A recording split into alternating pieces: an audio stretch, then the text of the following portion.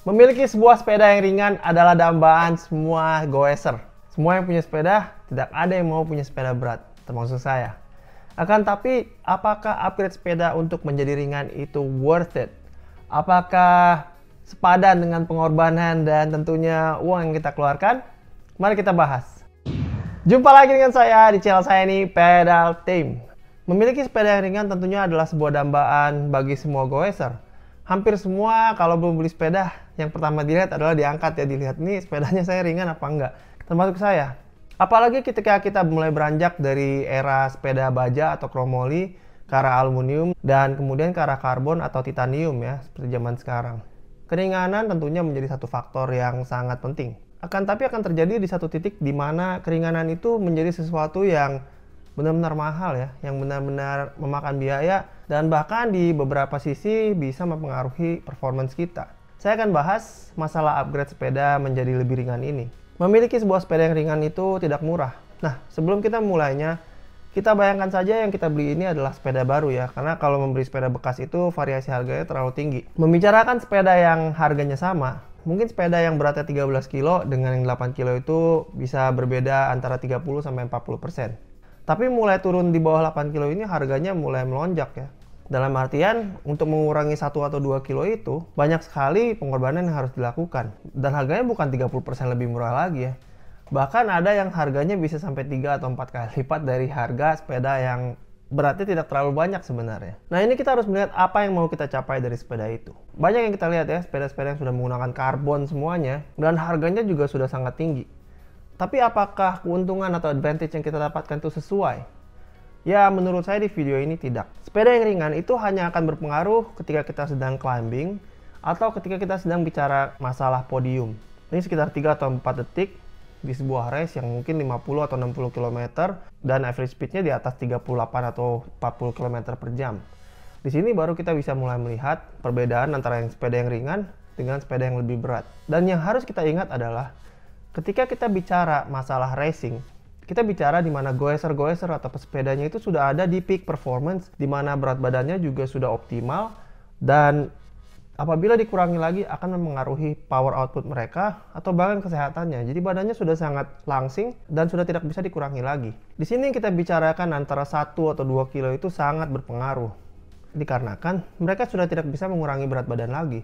Lain dengan saya masih bisa mungkin mengurangi sekian kilogram dari tubuh saya dan akan mendapatkan manfaatnya. Apabila saya menghabiskannya di atas sepeda saya yang saat ini beratnya antara 8 atau 9 kilo. Apabila saya habiskan uang saya untuk mengurangi berat di sepeda saya, dibandingkan saya menurunkan berat badan saya 2 kilo, ya lebih murah menurunkan berat badan saya 2 kilogram saja. Dan hasilnya akan kurang lebih mirip. Jadi apa menurut saya masalah upgrade sepeda agar lebih ringan ini? Ada beberapa kasus di mana penting ya bagi kita untuk upgrade karena sudah tidak bisa menurunkan berat badan lagi. Di sini adalah para sepeda yang tubuhnya sudah kecil, langsing ya, sudah tidak bisa menurunkan berat badan lagi tanpa mempengaruhi output powernya. Di sini tentunya upgrade sepeda akan mempengaruhi performance mereka, yaitu mempengaruhi dalam artian akan mengimprove atau memperbaiki hasilnya. Atau ada beberapa orang yang memang secara psikologis suka dengan sepeda yang ringan dan mereka memiliki uang atau budget yang cukup untuk membuat sepeda mereka sangat ringan. Ya ini tentunya sah-sah saja mereka lakukan untuk upgrade sepedanya yang tentunya akan membuat mereka ya itu tadi tambah rajin goes dan juga ada sedikit unsur psikologis di mana mereka bisa berkata oke, saya sangat suka riding sepeda ini dan saya akan tambah rajin berolahraga. Akan tetapi bagi para pesepeda normal ya dalam artian berat badannya masih normal, tidak mencari peak performance dalam artian untuk racing yang bicara sepersekian detik di podium dan banyak hal lainnya, menurut saya mengupgrade agar sepeda tambah ringan itu kebanyakan ya hanya buang-buang uang. Dan bukan masalah uangnya saja, di sini hasilnya atau performance yang diberikan juga akan sangat-sangat minuscule atau sangat-sangat kecil. Kadang-kadang kita tidak bisa ukur. Dan ini saya bicara upgrade-upgrade seperti misalnya bottle catch dari karbon ya. Ini masih masuk di akal karena tidak mempengaruhi performance. Akan tapi banyak juga yang saya lihat sudah mulai upgrade, misalnya tempat duduknya sudah tidak ada busanya atau paddingnya lagi, itu semuanya 100% terbuat dari karbon, karena memang sangat ringan. Akan tapi kita bayangkan kita duduk di atas saddle seperti itu, apakah nyaman? Tentunya ya berbeda dengan saddle yang memang ada paddingnya. Atau misalnya yang lebih ekstrim ya, kita sampai kita potong drop barnya atau kita kikis ya. bagian dari rem-remnya itu banyak yang kita bisa lihat di kasus-kasus yang ekstrim. Biasanya itu adalah di climbing championship atau di world championship ya. Ya tentunya untuk atlet-atlet itu sangat-sangat berarti. Tapi untuk kita, manfaat yang kita dapatkan sangat kecil.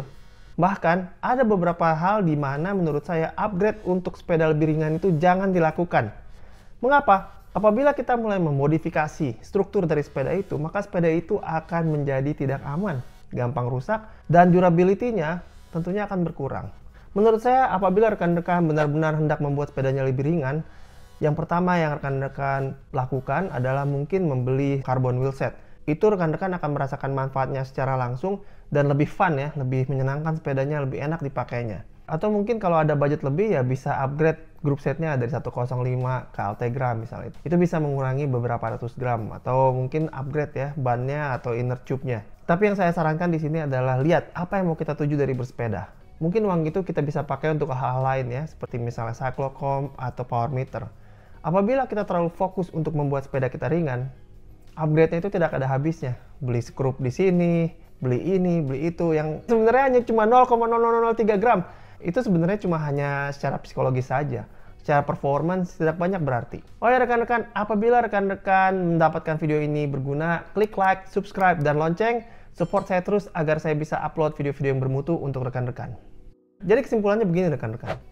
Sebelum kita upgrade untuk membuat sepeda kita lebih ringan, kita lihat apa dulu tujuan kita. Apabila sepeda kita hanya untuk bersenang-senang atau rekreasional, menurut saya membuatnya lebih ringan tidak perlu. Apabila kita juga pesepeda serius ya, goeser serius yang memang rajin dan banyak clocking kilometernya ya, kita lihat dulu apakah kita bisa menurunkan berat badan. Ingat ya rekan-rekan, bagi para racer atau para cyclist yang untuk balapan, ketika mereka sedang racing ya di Tour de France, mereka berada pada peak performance, itu semuanya termasuk berat badannya. Sudah tidak ada yang bisa dikurangi lagi tanpa mempengaruhi performance. Maka ide atau narasi bahwa membuat sepeda ini ringan harus kita hati-hati menyikapinya agar kita tidak tersedot dananya dipakai untuk hal-hal yang tidak berarti. Apabila rekan-rekan hendak melihat video saya masalah upgrade-upgrade yang buang-buang, bisa dilihat di sini.